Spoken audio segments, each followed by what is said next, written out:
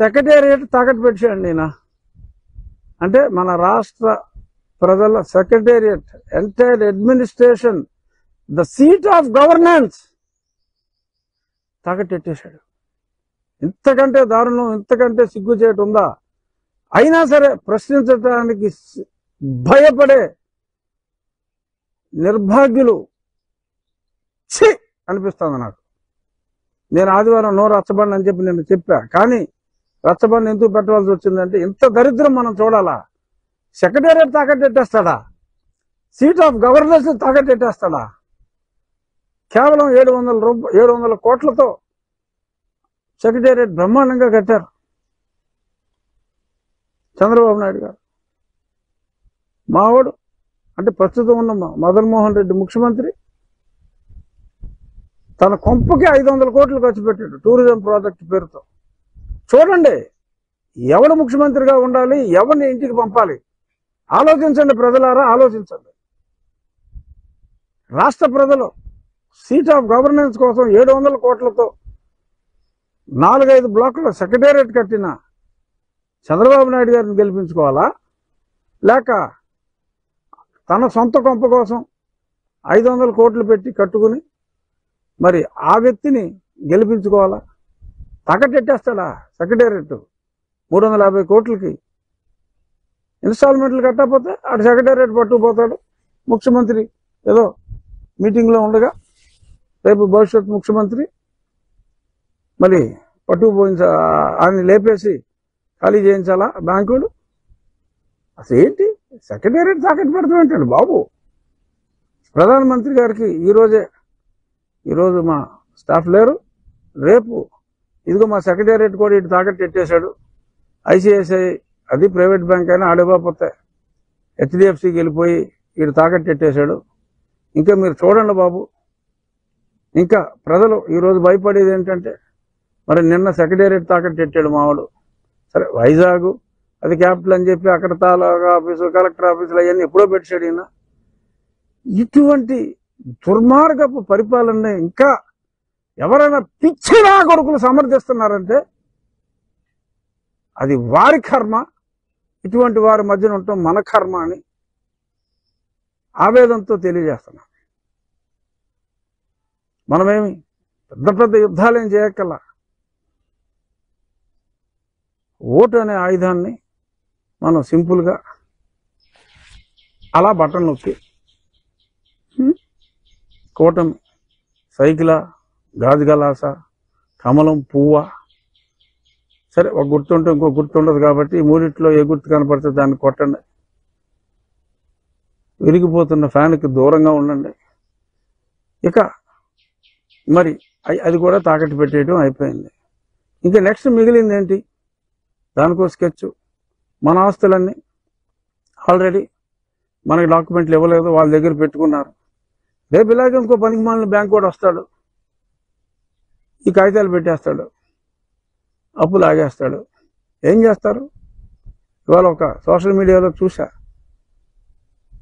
బలవంతంగా బ్యాంక్ కూడా వచ్చి మిమ్మల్ని కూడా తాకట్టెట్టేసాడురా మాకు అని ఒక కిడ్నీ లాగుతాడు. తర్వాత ఆ కిడ్నీలో రాళ్ళు ఎక్కువ ఉన్నాయి, ఈ కిడ్నీ సూట్ అవుదని చెప్పి ఆ 2వ కిడ్నీ లాగేయడానికి వస్తాడు. ఇది మనకు ప్యారడీగా అనిపించవచ్చు, కానీ సీట్ ఆఫ్ గవర్నెన్స్ సెక్రటేరియట్నే తాకట్టెట్టేసిన వాడికి నీ కిడ్నీలు ఇడ్లీల్లో అమ్మేయడని చెప్పి గ్యారంటీ ఏంటమ్మా? అమ్మేస్తారు. ఎత్తుకుపోయి విదేశీ మాఫియాకి అమ్మేసినా కూడా మనం ఆశ్చర్యపోవక్కర్లా.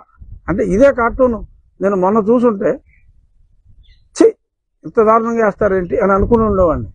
వాళ్ళ సెక్రటేరియట్ తాకట్టెట్టేశారని తెలిసిన తర్వాత no way we can tolerate this kind of governance. నేను ఎప్పటి నుంచో గొంతు చీల్చుకుంటున్నా. 4 సంవత్సరాలుగా, అంటే 2020 ఏప్రిల్ మాసం నుంచి, అంటే ఒక నెల తక్కువ 4 సంవత్సరాలుగా అప్పట్లో నేను ఏకైక ప్రతిపక్షాన్ని, అంటే పాలక పక్షంలో ఏకైక ప్రతిపక్షాన్ని. ఇప్పుడు నాతో ఎందరో మిత్రులు, వేమిరెడ్డి ప్రభాకర్ రెడ్డి గారు వచ్చారు, మాగంటి శ్రీనివాసరెడ్డి గారు వచ్చేస్తున్నారు. నా కొడుకు వయసు అయినా నా colleague, my friend, son, love, Krishnadevarayalu తను వచ్చేసాడు. ఇంకా కొద్దిమంది వచ్చారు కానీ ఆ పేర్లు నేను నాట్ వర్త్ మెన్షనింగ్. ఎనీహౌ ఇది పరిస్థితి. అప్రమత్తంగా ఉండండి. ఇక ముగించే ముందు ఒక విషయం, కొందరు ఇప్పుడు మనం ఒక కులం అనే వ్యవస్థ మంచో చెడ్డో ఏర్పడిపోయింది. అది ఇప్పుడు ఎవరో ఓవర్ నైట్ మనం కుల వ్యవస్థని నిర్మూలించలేం. మనుషులంతా ఒకటే, అందరిలోనూ ప్రవహించేది ఒకటే రక్తం. ఈ చిన్నప్పటి నుంచి మనం వింటున్నాం. ఎస్, బట్ ఎన్నిసార్లు చెప్పుకున్నా అది సత్యం. వృత్తుల ప్రకారం ఒకప్పుడు మన సనాతన ధర్మంలో అందరూ ఏం చేయాలో తెలియని పరిస్థితుల్లో ఉండకూడదని చెప్పి, అప్పట్లో డెమోక్రసీ లేదు కాబట్టి క్షాత్రధర్మం ఉన్న వాళ్ళని క్షత్రియులుగా, అందరికీ నలుగురికి అన్ని విషయాలు చెప్పడానికి, కొందరైనా సరే చదువుకొని మన విజ్ఞాన పరంపరని కొనసాగించడానికి బ్రాహ్మణులుగా, ట్రేడింగ్ అక్కడేదో ఉంటుంది, ఇక్కడేదో ఉంటుంది. సో అందరి అవసరాలు తీర్చడానికి వైశ్యులుగా, తర్వాత సమాజం టోటల్ శ్రేయస్సు కోసం ఒక వర్గంలో ఎన్నో వారి వారి చేతి వృత్తులను బట్టి కొన్ని కులాలుగా సనాతన ధర్మం సరే కొందరు వ్యతిరేకించవచ్చు, నేను సమర్థించట్లా, వ్యతిరేకించట్లా. కానీ మంచో చెడ్డో ఒక కుల వ్యవస్థ అనేది ఇప్పుడు మనకి చెడ్డే. డెఫినెట్గా కుల వ్యవస్థ ఉండకూడదు. ఇప్పుడు అప్పట్లో అలా ఏర్పరిచారు. ఇప్పుడు అందరూ అన్నీ చేస్తున్నారు. క్షత్రియులు, అగ్నికుల క్షత్రియులు చేసేది ఒకటే, చేపలు పెంచడం, అమ్మటం. సో తేడా ఏం లేదు. సో అందరూ ఒకటే అయిపోయారు. All are same, all are equal. ఎవరైనా నాయి బ్రాహ్మణ వృత్తి చేయొచ్చు. నాయి బ్రాహ్మణుల్లో అందరూ గ్రేట్ సర్జన్స్ ఉన్నారు. సో అంచేత ఇప్పుడు ఈ కుల వ్యవస్థ అన్నది మనకు అవసరం లేదు. కానీ మన డాక్యుమెంట్స్లో రాయవలసిన అగత్యం ఉంది. నేను చూసా కొందరు రాజకీయ నాయకులు, మరి ఒక వ్యక్తిది, ఆ వ్యక్తి పేరు అనవసరం, మరొక బీసీ కులం, తప్పులేదు, ఎవరి కులంలో అయినా ఉండొచ్చు. ఈ రాష్ట్రంలో బీసీ, పక్క రాష్ట్రంలో ఓసీ. బీసీ అంటే తక్కువ కాదు, ఓసీ అంటే ఎక్కువ కాదు. కానీ మరి కొందరు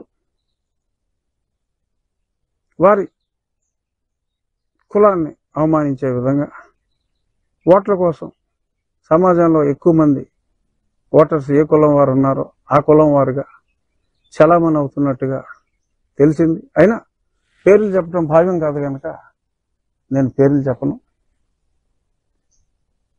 వాచాలత కూడా చాలా ఎక్కువ. బట్ నేను no, I can't and I won't, I shall not reveal the name. But ఇటువంటి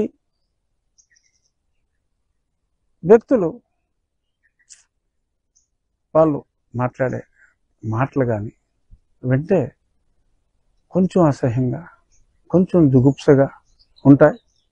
ఈ అసహ్యము, జుగుప్స అనే పదాలను బట్టి ఆ వ్యక్తి అవడం మీరు గెస్ చేస్తే maybe hats off to you. But no, I won't reveal at any point in time. Okay, but ఇటువంటి వ్యక్తుల గురించి కొంచెం అప్రమత్తతగా ఉండాలి. ఏ పట్రా అంటే అదేమన్నా తక్కువ కొలవా? రకరకాలు ఉంటారు, తప్పేంటి? ఎవరి వృత్తిని వాళ్ళు గౌరవించాలి. సో ఎనీహౌ కొందరు అలా మాట్లాడుతూ ఉంటే నాకు బాధ అనిపించి ఈ కొన్ని విషయాలు చెప్పా. సో చూద్దాం.